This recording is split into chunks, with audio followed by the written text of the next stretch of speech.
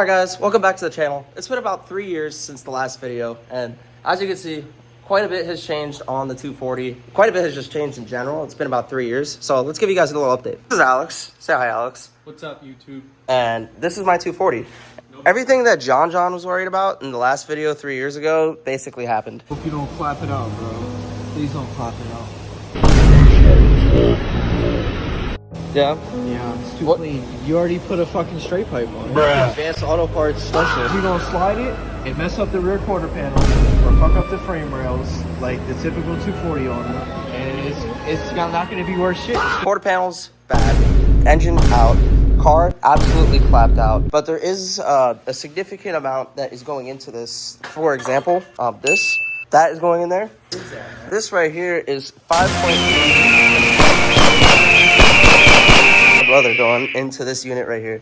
This is a Gen 4 5.3 liter. I actually bought this motor pre-machined on Facebook Marketplace for like 400 bucks. Wow. I took it to a machine shop and I had them assemble it. They like checked all the tolerances. So this has forged pistons, Gen 4 rods, Gen 3 crank that has a 58 tooth reluctor wheel on it, so we shouldn't have any crank signal problems. We got a fresh set of heads right there. Bald Eagle Special right here. It's actually a mild cam Elgin Sloppy Stage 2. Another box of goodies right here. Head studs, MLS gaskets, lifter trays. What are you pointing at? Oh, yep. It's got an oil pan, oil pump in it. You might be wondering why all this stuff is taken apart and in bins.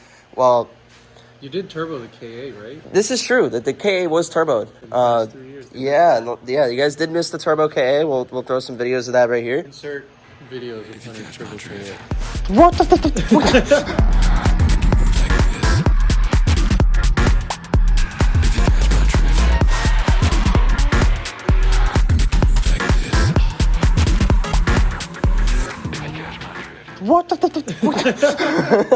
I remember the first time we tandem, you came at me and you're like, you know, you suck like just enough that like it's fun to follow. It was like, oh, thanks. Too, I sucked that much too. Yeah. So we it was like, sucked equally. That was like my first. It's always great when you're like learning to drive with friends. Around, like together. Yeah, it's always good to suck with your friends. We want to bring each other up together.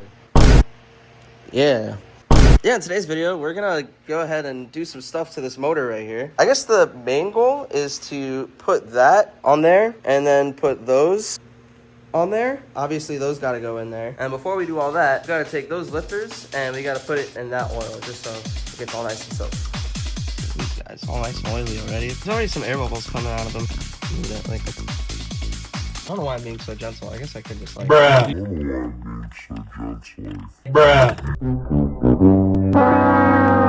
See what I just did right here? This is a very perfect example of what you're not supposed to do with your brand new LS7 lifters.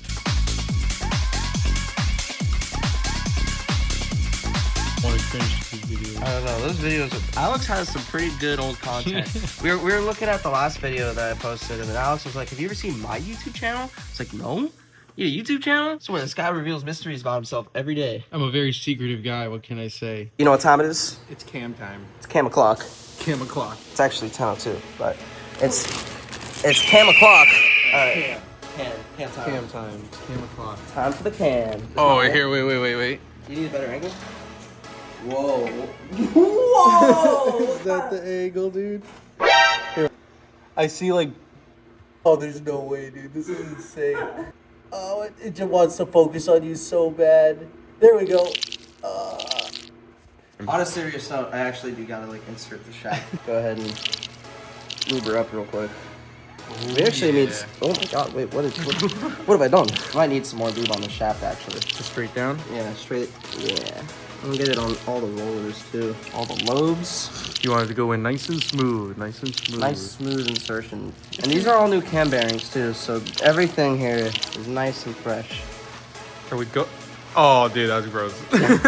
Dude, I feel like I should leave it up there.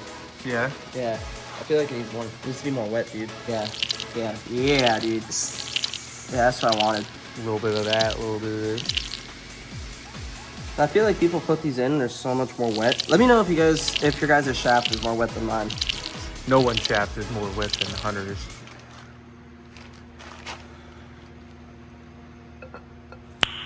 There we go. That's far smoother. Yeah.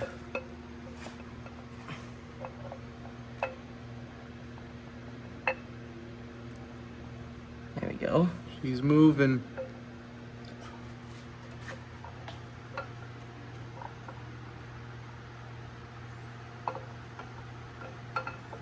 Oh yeah, that's going in nice and smooth.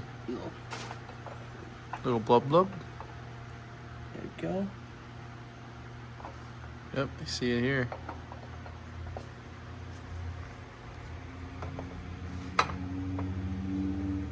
And we're in. Need a real man with an LS. You need a real man with a real shaft. See these hands? That looks so not good on video. Alright, our next step here, we need an Allen key, we need a ratchet. Hope I got the right size Allen key. There's a torque spec on these, something like 11 foot-pounds. I know what 11 foot-pounds feels like, so I'm just gonna tighten this until it feels right and put red Loctite on it. We'll be good. Gonna have to do for now, This pig. is gonna have to do. This is gonna have to. If I had a scale right here, I feel like I could confidently lean 11 pounds of body weight onto that scale. Being that this is about a 12-inch long wrench, You're I feel making like, adjustments in your head. well, I mean, it would Leverage thing. be 11 pounds of torque at 12 inches from this, about here. So that right there is about 11 foot-pounds.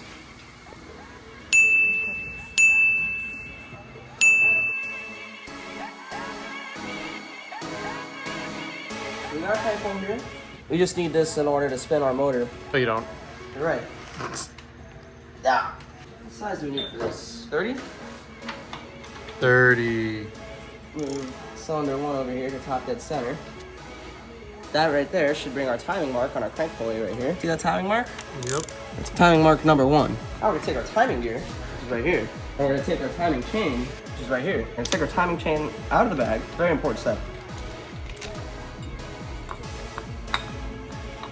That was a good noise. Pretty sure it's like, whoops, I was supposed to cut off the back. The mark was more apparent on the other crank, or on the other camshaft here. Oh, there it is, there's the mark. The mark's right there, guys.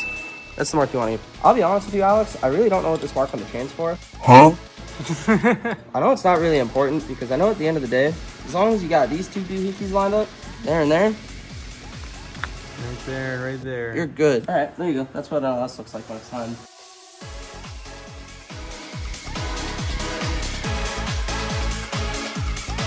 Update, Alex is go ahead and putting some dowel pins in on the head.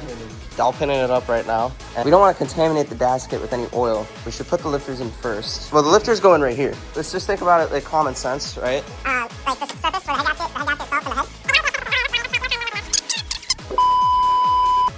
Yeah, that would Yeah, make sense. and then we clean it, and then, yeah. I'm gonna go ahead, drop tray number 1 in.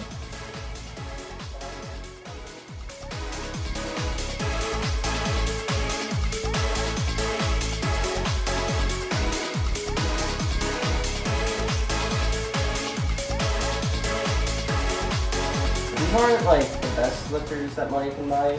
Yeah, yeah. Like they're LS9 lifters, like they're good lifters, don't get me wrong. If I really had money, I'd be buying the Johnson lifters. Those things are like 900 bucks. What's the difference? Are they made of metal or something?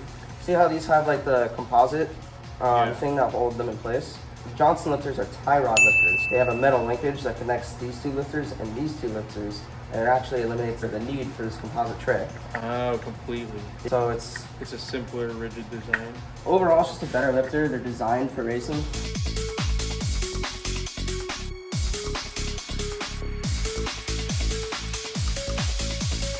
Guys, bad news for the LS for tonight.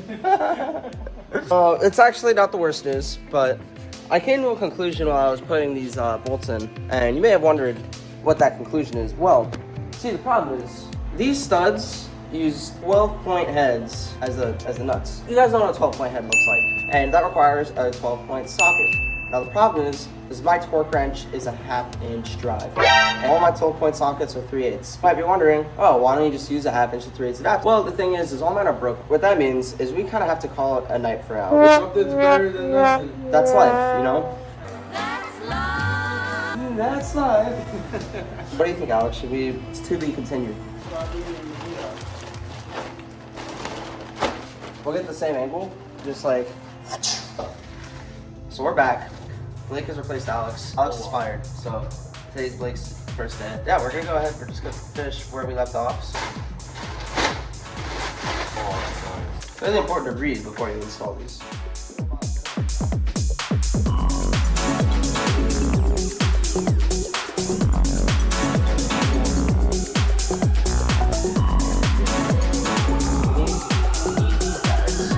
Right here, the rest of our guys. Yeah, this goes. That's it. Then I have to use this guy's socket and I can let this guy go home, basically. If he wants to, you know, he's more than welcome to stay the night.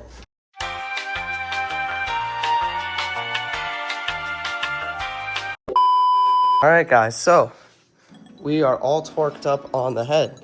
And right now, what we're gonna do, we're gonna go a little bit out of order per se, but what I'm gonna do is I'm gonna install the rest of the valve train. So I got some rocker arms here, they have a trunnion upgrade.